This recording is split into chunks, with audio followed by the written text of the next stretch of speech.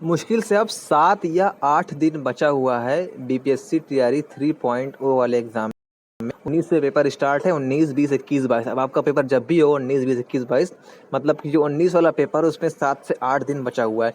तो ऐसे में आपको इस आखिरी 7 या 8 दिन, जो भी माने आप एक हफ्ता मोटे मोटे तौर पर कह सकते हैं, तो इस एक हफ्ते में आपको करना क्या है इस लास्ट के एक हफ्ते में, कि आपको नई चीज़ कुछ नहीं पढ़नी है, कुछ भी नया आपको नहीं पढ़ना है, बिल्कुल भी नहीं। ऐसे में पता क्या होता है, होता ये है कि जब एग्ज़ाम जैसे ऐसे पास आता है तो दिमागवा में ये बात आती है ना कि यार ये भी कहीं ना आ जाए, ये भी कहीं ना आ जाए, ये भी पढ़ लेते हैं। अच्छा, हमको लग रहा है कि ये पूछबे करेगा इसलिए यही पढ़ लेते हैं। तो दिमाग ये कहता है कि हम सब पढ़ लें, लेकिन होता क्या है कि अगर आप इस समय, यानी कि जो एक हफ्ते का टाइम बचा हुआ, इसमें अगर आप कुछ नया पढ़ने लगेंगे तो जो नया वाला है वो भी अच्छे तरीके से आपके दिमाग में नहीं आएगा, और जो पुराना वाला है वो भी फिसल जाएगा।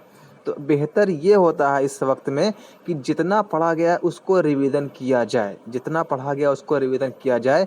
अगर आप जितना भी पढ़ चुके हैं, कुछ नया पढ़ने का प्रयास मत करिए। आप जो भी पढ़ चुके हैं उसको बार बार दोहराइए। जितनी बार आप रिवाइज करेंगे उतनी बार समझ लीजिए आप सिलेक्शन से उतने उतने करीब पहुंचते चले जाएंगे। अगर आप झउआ भर पढ़ लिए हैं और उसको रिपीट ही नहीं कर रहे हैं, उसको रिवाइज ही नहीं कर रहे हैं, उसको दोहरा ही नहीं रहे हैं, तो आपने जो झउआ भर पढ़ा है वो पढ़ने का कोई फ़ायदा नहीं, कोई भी फ़ायदा नहीं है। अरे फ़ायदा ही क्या है पढ़ने का जब आप उसको अप्लाई ही ना कर पाएँ एग्ज़ाम में, ठीक है?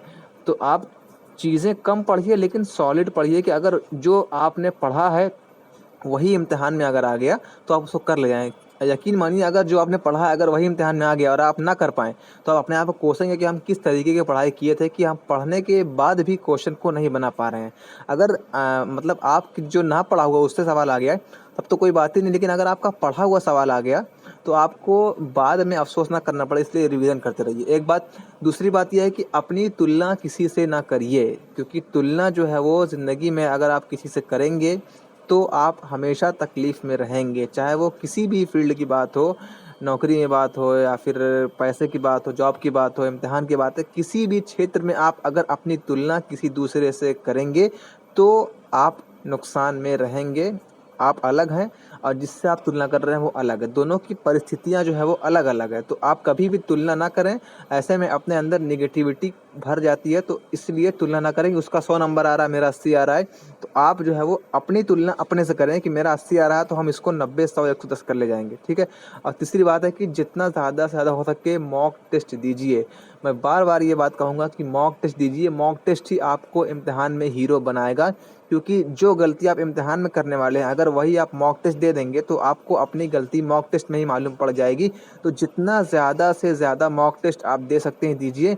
मॉक टेस्ट हर जगह अवेलेबल है। अगर आप कहीं से पेड लेना चाहते हैं तो पेड ले सकते हैं, नहीं तो टेक्स्ट बुक जो है वो बेस्ट ऑप्शन है, वहाँ से ले सकते हैं। टेक्स्ट बुक मतलब मोर देन इनफ जो है वो आपको मॉक टेस्ट प्रोवाइड करा देगा। मेरे ख्याल से 250 या 300 रुपये का सालाना जो है उसका सब्सक्रिप्शन है, तो वो ले लीजिए आप।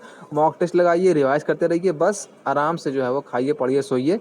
और किसी तीसरी बात में अपना दिमाग मत लगाइए। इम्तिहान होगा और उसके बाद सिलेक्शन आपका हो जाएगा। वीडियो अच्छा लगा हो तो लाइक करिए, अच्छा नहीं लगा हो डिसलाइक कर दीजिए।